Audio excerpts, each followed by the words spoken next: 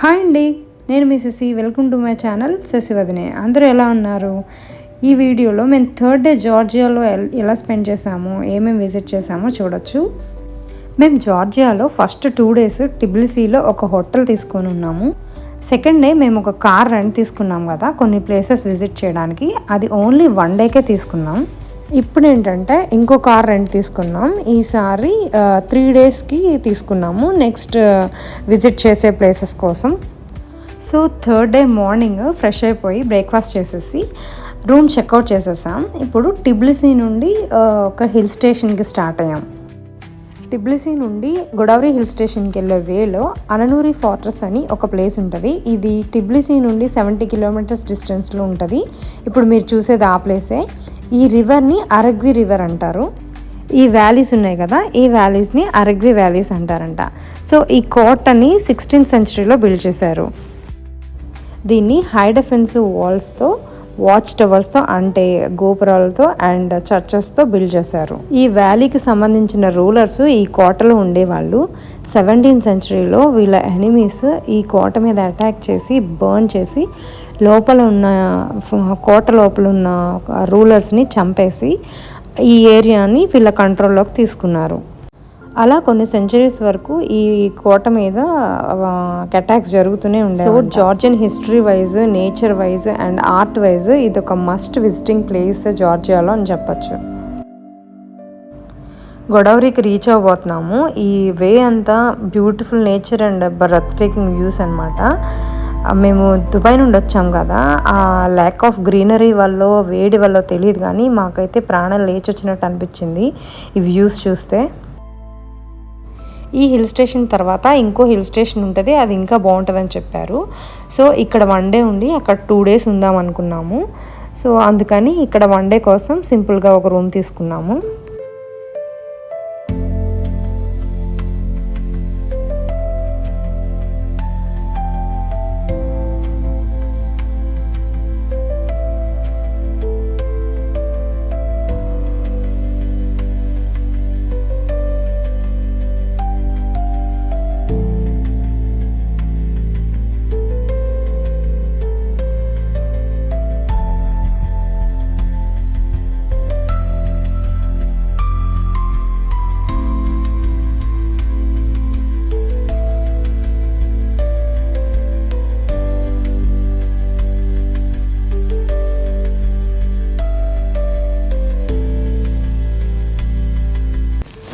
ఆ రూమ్లో check in అయ్యి బయటకు వచ్చేసరికి మాకు 5:30 అయిపోయింది. దగ్గరలో ఏమన్నా రెస్టారెంట్స్ ఉన్నాయేమో లంచ్ చేద్దామని చెప్పేసి నడుచుకుంటూ బయటకు వచ్చాము. ఒక 1/2 kilometerలో మాకు రెస్టారెంట్ దొరికింది.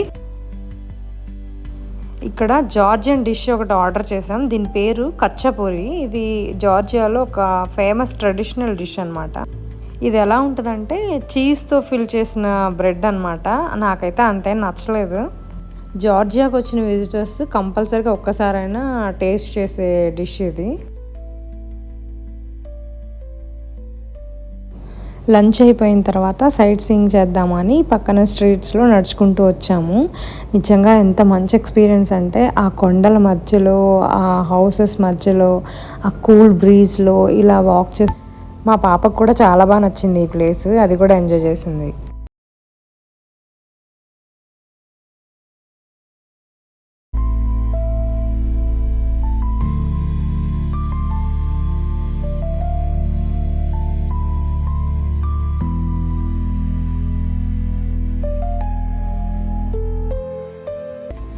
ఈ గోదావరి హిల్ స్టేషన్ టిబ్లిసీకి 120 kilometers డిస్టెన్స్లో జార్జియన్ మిలిటరీ హైవే మీద లొకేట్ అయి ఉంది.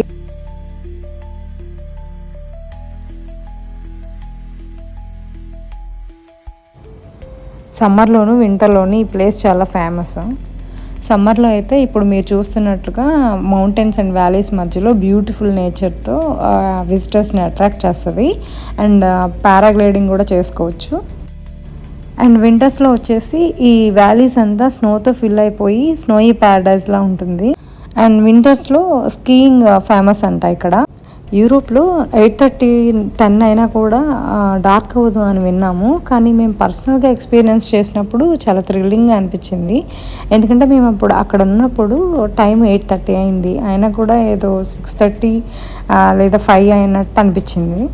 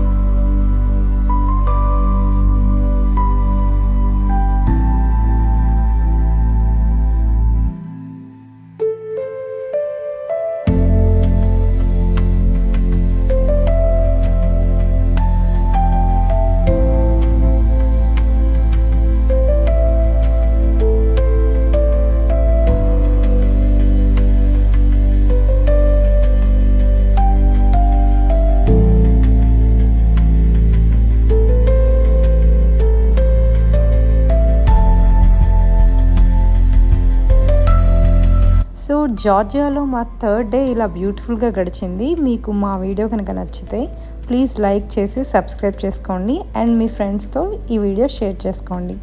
Thanks for watching.